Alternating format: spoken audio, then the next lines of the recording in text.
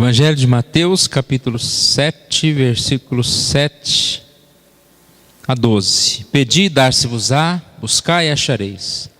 Batei e abrir-se-vos-á, pois todo o que pede recebe.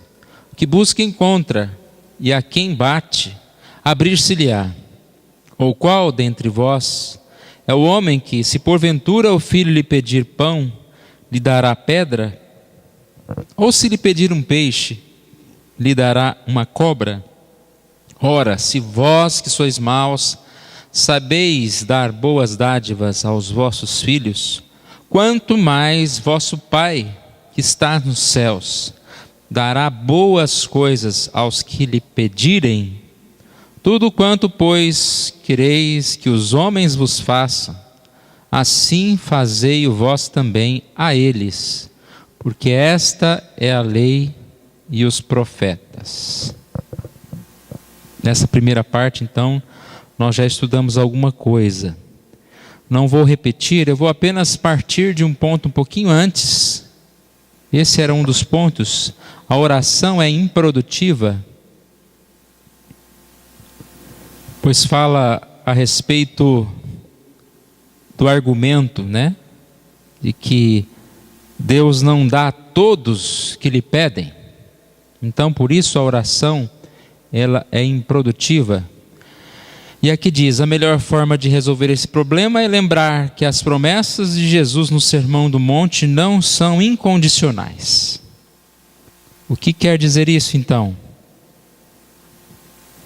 Em algum lugar desse texto que nós lemos, está dizendo que Deus dará tudo, tudo. Aparentemente sim, não é? Pedi, dar-vos-á, buscai e achareis. Aonde então a gente encontra nesse texto a conclusão de que não é bem tudo? Quem estava semana passada tem a obrigação de responder agora. Aonde?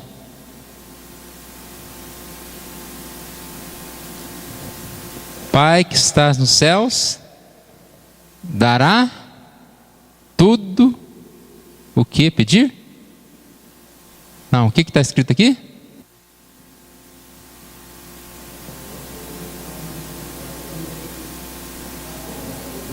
Boas coisas, segundo a vontade que é boa, mas a chave é dará boas coisas aos que lhe pedirem.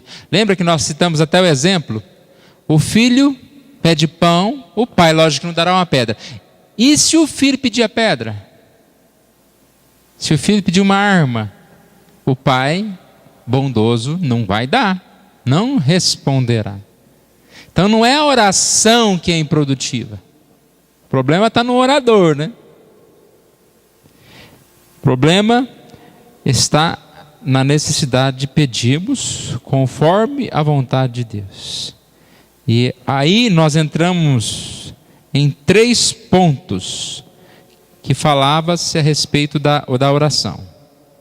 Antes, a frase seguinte que diz, sendo bom, nosso Pai Celeste só concebe boas coisas, boas dádivas aos seus filhos. Sendo sábio, Ele sabe quais dádivas são boas e quais não são. Então, Deus é bom. E aí, por isso, Ele dará boas coisas. Aí nós entramos nesses 3 pontos aqui.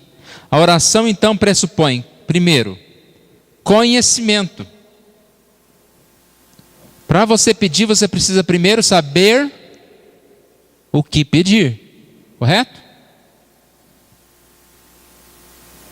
Precisamos conhecer a vontade de Deus.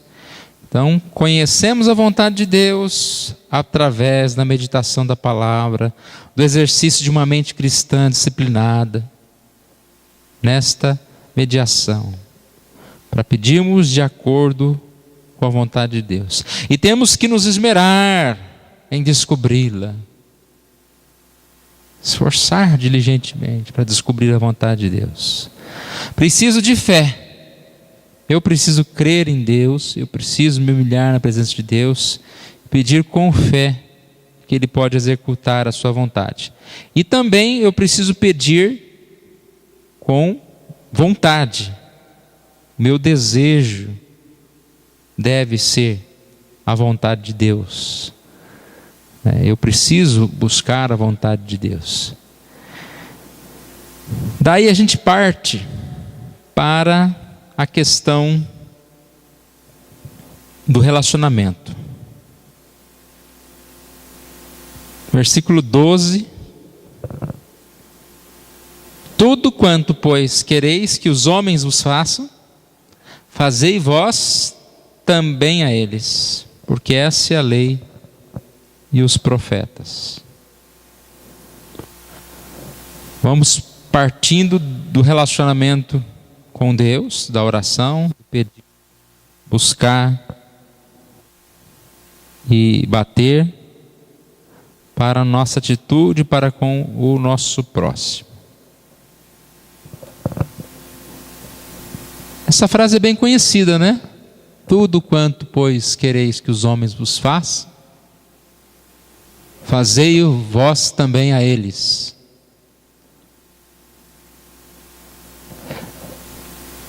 Lembra bem o que está escrito abaixo ali, né? Ame a seu próximo como a si mesmo. Repare que é um padrão muito elevado, não é? É fácil amar o próximo como a nós mesmos? Ainda mais sabendo que Jesus amplia esse padrão de próximo, porque para eles antigamente próximo era só o parente, até que eles criavam uma frase: eu amo meu próximo e odeio meu inimigo, né? Então aquele que não era meu próximo, eu poderia odiar, eu poderia perseguir. Mas Jesus vem e diz: ama ao teu próximo. Um padrão muito elevado. E resolve uma série de dificuldades que poderíamos ter. Como agir em determinada situação? A resposta é sempre: coloque-se no lugar do seu próximo. Como você gostaria de ser tratado em determinada situação?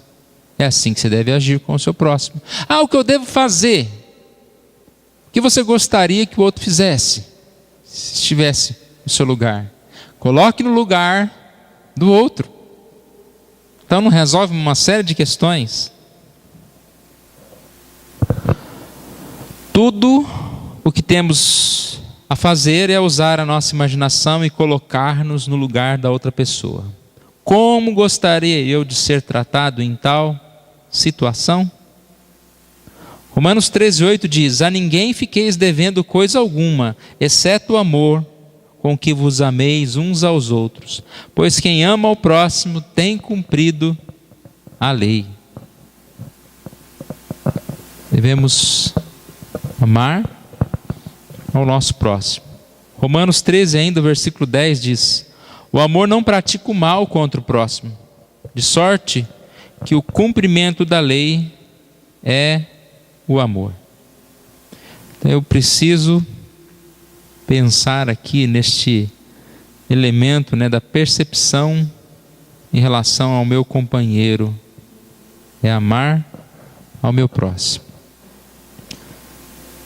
Agora, imagine, irmãos, se é difícil amar o próximo, sem ele nos fazer mal algum, sem ele nos prejudicar, simplesmente por ele estar por aí, né?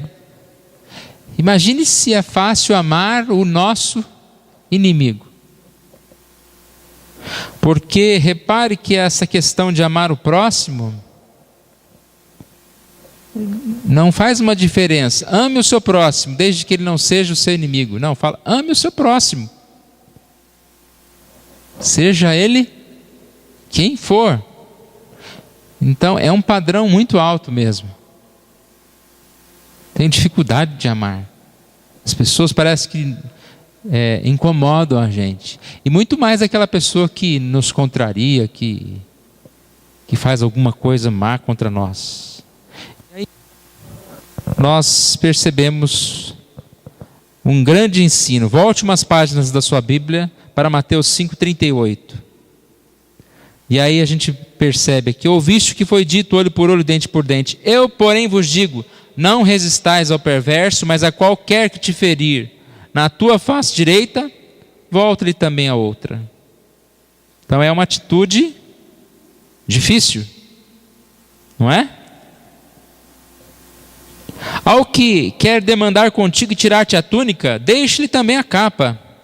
Se alguém te obrigar a andar 1 milha, vai com ele 2. Dá a quem te pede, não voltes as costas ao que lhe deseja que lhe emprestes.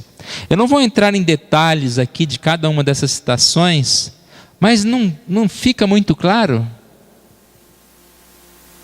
o que o texto quer nos ensinar? Ele quer que nós sejamos trocando o que seria natural do homem, que seria vingança, por amor. Que pedido difícil, não? Porque quando alguém me faz mal, qual é o meu desejo? Fazer o mal, e maior ainda, o ódio, né? Está estampado aí por todo lugar. E Jesus diz: ame. Não devemos nos vingar do próximo, mas devemos amar ao próximo. Irmãos, a gente precisa estar muito em oração mesmo, né? Às vezes a gente pensa: mas será que preciso de orar tanto assim, ler a Bíblia tanto assim? Como a gente precisa, porque para cumprir um pouquinho do que a Bíblia ensina, a gente precisa ter muito santo. Principalmente no que se diz a respeito dos relacionamentos. E repare que esse tema relacionamento é o central do cristianismo. Porque sem relacionamento, como nós vamos evangelizar? Como nós vamos falar do amor de Jesus brigando com as pessoas, né? Nós precisamos amar. Esse texto remete ao Antigo Testamento. Uma questão aqui talvez um pouco difícil de ser entendida, como algumas leis, né, que mandavam olho por olho, dente por dente. Mas se nós formos estudar um pouquinho essa tradição, essas ordenanças, nós sabemos que essa lei, ela estava relacionada com a lei da cidade, né? Uma lei própria. Porque o que acontecia? Por exemplo, se um fazendeiro matasse lá, sei lá, um escravo do seu vizinho, o vizinho, com um ar de vingança, queria ir lá na fazenda e botar fogo na fazenda inteira do outro. Porque geralmente é assim, não é? A vingança, ela é algo, como direi, ela perde o controle. Então, você me xingou de bobo, eu vou lá e queimo a tua casa. Mereceu, porque me xingou de bobo. É mais ou menos assim. Então a lei veio para amenizar essa coisa. Olha, espera aí, olho por olho, dente por dente, pé por pé, mão por mão. Ou seja, a pena nunca deveria ser maior do que o que aconteceu. E a gente repara que na própria Bíblia, alguns casos são colocados aqui. Êxodo 22, 21 a 25, Levítico 24, 19, 20, Deuteronômio 19, 21. Não precisem ver. Lá diz: se alguns homens brigarem, se houver dano grave, então darás vida por vida, olho por olho, dente por dente, mão por mão, pé por pé, queimadura por queimadura, ferimento por ferimento, golpe por golpe. E a gente percebe que, primeiro então, a ideia é de que não houvesse uma pena maior. Eu feri o teu braço, então eu vou lá e mato você. Depois, a lei, ela servia para que apenas o juiz pudesse cumprir a lei. Não haveria vingança pessoal. Se estiver um pouco alto, você abaixa lá, que estou sentindo meio alto, meio gritado. Que não houvesse vingança pessoal. Então o que acontecia? Você teria que passar por um certo tribunal e a pena seria aplicada pelo governo lá. E ainda a gente percebe que isso já não acontecia de forma literal. Por exemplo, se um homem te ferir o seu escravo de modo a lhe destruir o olho ou quebrar-lhe um dente, em lugar de perder o seu próprio dente, o que acontecia? Deveria perder o seu escravo, deixá-lo-ia a forro pelo seu olho. Esse está registrado em Êxodo 21, 26, 27. Se alguém ferir o olho do seu escravo, ou o olho de sua escrava, e o inutilizar, deixá-lo ir a forro pelo seu olho. Pense bem, eu sou escravo. Aí o meu patrão feriu o meu olho, eu fiquei cego de um olho. O que eu vou ganhar fazendo meu patrão ficar cego de um olho também? Não é muito melhor eu ganhar minha liberdade? Então agora eu vou ser livre porque o meu patrão feriu o meu olho. Eu vou ser recompensado sendo livre. Não adianta nada eu vou lá e furar o olho, um mesmo olho do patrão. Então era uma pena proporcional. Você vai perder o seu empregado. E assim por diante. Havia algumas leis nesse sentido, né? No sentido de amenizar toda esta questão. O que acontece é que os fariseus, eles tentavam deturpar a lei, né? Então, eles queriam mesmo ter direito à vingança e interpretavam mal esta lei, né? Interpretavam de forma a buscar o que era mal. Ainda seguindo o texto, versículo 43 a 48. Ouviste que foi dito: amarás o teu próximo e odiarás o teu inimigo. Eu, porém, vos digo: amai os vossos inimigos e orai pelos que vos perseguem, para que vos torneis filho do vosso Pai Celeste, porque Ele faz nascer o sol sobre maus e bons, e vir chuva sobre justos e injustos.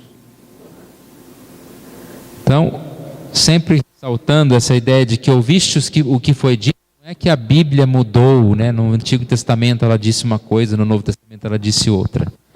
Ouviste o que foi dito pela tradição. A tradição, ela era o que era repetido pelo povo.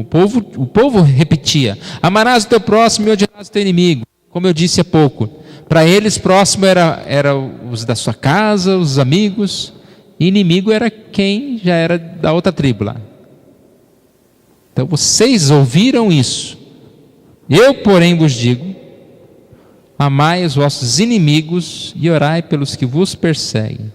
E aqui dá o exemplo para que vocês se tornem filhos de vosso Pai Celeste.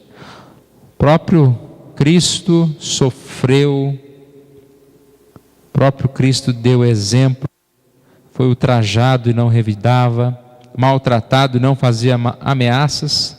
Isso aqui é uma citação de 1 Pedro 2, 21 a 23. Então, Jesus, e aqui também dá o exemplo, né, de Deus Pai, quando faz chover sobre bons e maus. Já pensou se Deus fosse um Deus vingativo? Você pecou essa semana, vai chover naquela casa e não vai chover na sua. Deus é bondoso para conosco. E a ideia do texto é exatamente a lembrança de que só vamos conquistar as pessoas pelo amor. E como diz aqui: se vocês amardes os que vos amam, que recompensa tendes? Até os publicanos fazem isso. Se saudades somente os vossos irmãos, que fazeis demais? Não fazem os gentios também o mesmo? Portanto, sede perfeitos, como perfeito é o vosso Pai Celeste. A gente percebe que o amor é a única coisa que pode trazer, né, conquistar alguém. É interessante como o amor pode fazer até do seu pior inimigo alguém, né, que se torna o seu amigo. Tem uma ilustração, eu não lembro direitinho, mas é mais ou menos assim: alguém contratou um marceneiro para construir uma cerca separando, né? Porque eles eram brigados, os fazendeiros brigados, e contratou. E o tal do marceneiro chegou lá e, no lugar de construir a cerca, construiu uma ponte. Juntou as duas. Eu acho que na história esse marceneiro era intencionado, ou bem intencionado, né? Porque quem constrói uma ponte no lugar de construir uma cerca está bem intencionado. Aí a história conta o seguinte: quando o vizinho viu que havia um certo movimento de construção, ele ficou olhando, né? O que esse meu vizinho vai fazer dessa vez? Quando ele viu que estava sendo construída uma ponte para unir, ele ficou emocionado e foi até o encontro do vizinho para abraçá-lo, do inimigo. O vizinho ficou sem graça, ia fazer o quê, né? E aí fez as pazes com o outro. Um que era inimigo do outro, pensando no gesto do outro, se tornou amigo. Agora repare, se você está com um problema com o seu vizinho, você resolve aumentar o seu muro e pôr um monte de arame enfarpado ali, o que você vai conseguir? Mais desamor. Agora, se você tem problema com o seu vizinho e você vai lá e oferece um bolo de chocolate para ele numa hora boa, o que você vai conseguir? Você vai conseguir que ele abaixe o rádio que está te atormentando, e etc. Esse exemplo de vizinho a gente poderia dar alguns, né? A briga pode virar morte, mas por outro lado, muita coisa pode se consertar. Então a gente vê a diferença, né? Brigar com os outros só vai fazer mais inimizade.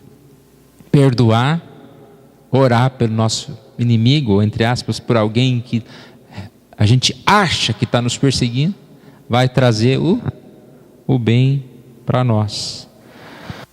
Levítico 18, 18 diz: não te vingarás, nem guardarás ira contra os filhos do teu povo, mas amará o teu próximo como a ti mesmo. Eu sou o Senhor. Então, amarás ao próximo como a ti mesmo está lá no Antigo Testamento, né? E Jesus repete em Levítico 19, 18: amarás o teu próximo como a ti mesmo. Eu preciso entender essa necessidade, né, de cuidar, de amar, de perceber o meu próximo. E com certeza isso vai fazer essa diferença, né? Então é isso que a gente quer colocar para os irmãos.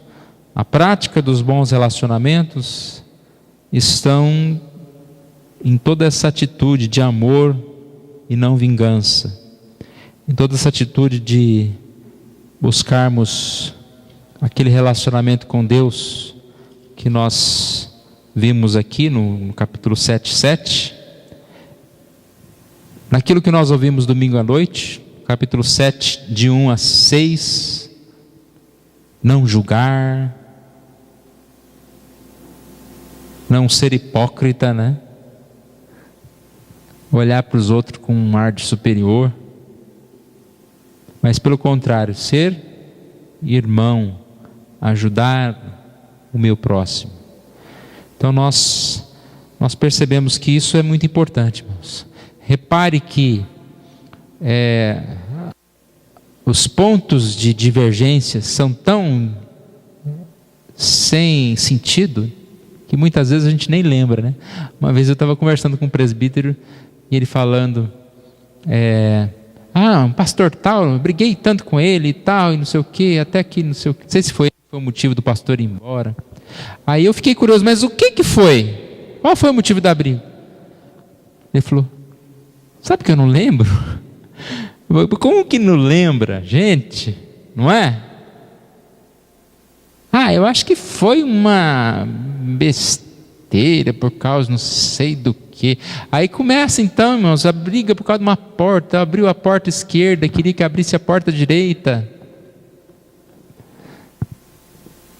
Aí nós vamos perdendo nos relacionamentos, perdendo o amor e realmente passamos a perder tudo, né?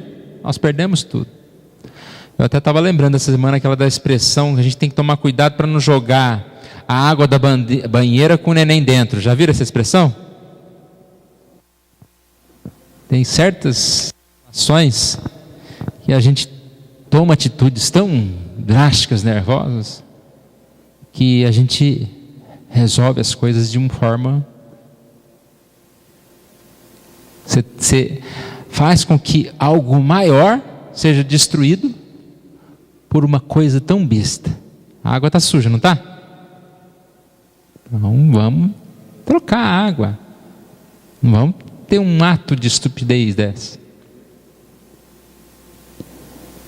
Repare que o que é pequeno, ele nunca pode sobressair sobre o geral.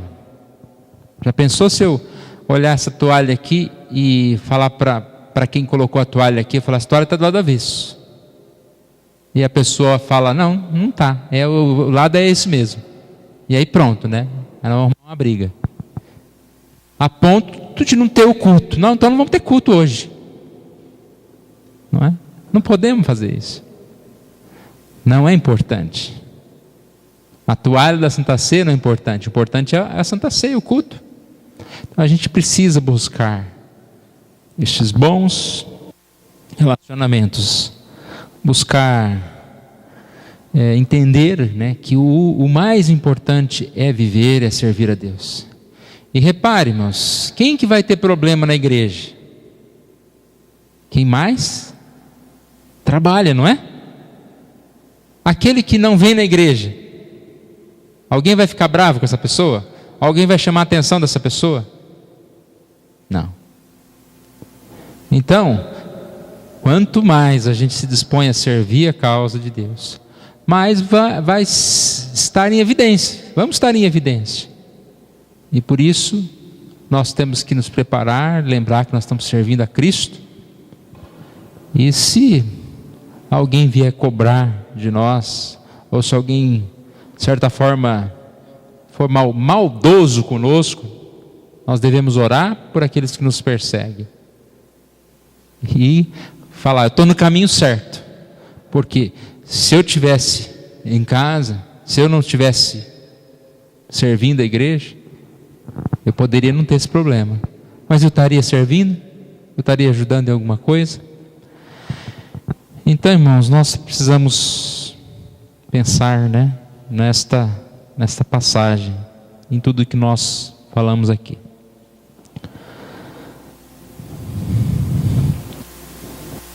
Vamos fazer uma oração. Quero comentar um pouquinho sobre o próximo estudo que vamos fazer. Deus querido, nós te louvamos por esse dia. Agradecemos ao Senhor pela tua palavra. Agradecemos ao Senhor, ó Deus, porque o Senhor nos ama como somos. Podemos cantar, eu venho como estou, e sabemos que o Senhor nos recebe, que o Senhor nos transforma, que o Senhor Deus tenha misericórdia de nós. Pai, nos ajude a abençoar também aqueles que estão próximos de nós, a amar as pessoas, a perdoar as pessoas, e lembrar, ó Deus, que nós estamos aqui na tua casa, ó Deus, para te servir, e que nada venha nos atrapalhar, ó Deus, a essa comunhão com o Senhor, ao serviço que prestamos diante do Senhor, ó Deus. Pai amado, que o Senhor esteja ajudando, ó Pai, cada um de nós. Também onde nós andarmos, que se encontrarmos inimigos, que possamos aprender, ó Deus, a amar, a orar, a deixar, ó Deus, aquele que bate numa face, deixar bater na outra, aquele que pede para cada um de nós andar numa milha, que possamos andar com Ele 2. E assim, ó Deus, possamos cumprir a Tua palavra. Dá-nos amor, ó Deus, dá-nos consciência desta necessidade de servir. Dá-nos paz, ó Deus, calma e conforte nosso coração a cada dia. Nós oramos em nome de Jesus. Amém.